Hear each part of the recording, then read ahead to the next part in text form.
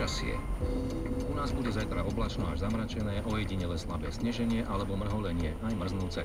Nočná teplota 0 až -7, cez deň 0 až +7 stupňov. Ale veď Slabý kokot, juhovýchodný vietor do 30 čo robíte?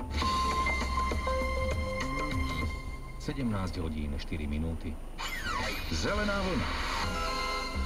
Obmedzenie na D1 aj na D3, poďme sa aktuálne pozrieť na cesty.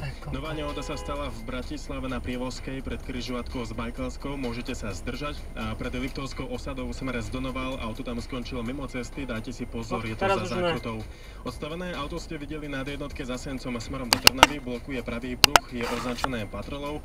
A na D3 pred Žilinou smerom z Považskej Bystrice čiastočne blokuje pravý pruh, pokazená dodávka.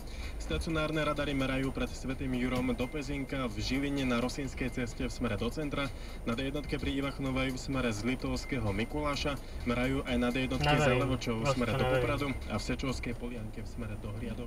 Chod do Sečovskej Polianky do piče. Na trase Bytča-Makov a čierny superb jazdí v Bytči po hlavných ťahoch. Na vaše ďalšie správy z dopravy čakáme na dispečingu zelenej vlny. Patrik Gerši, bezpečne a plynulo. Zelená vlna. 0800 900 800. Rádio Slovensko. Rádio Slovensko. Pravidlá, ako by mali vyzerať radničné noviny u nás, neupravuje zákon. Preto sa stáva, že namiesto objektívneho informovania občanov... Neverím, toľká radosť.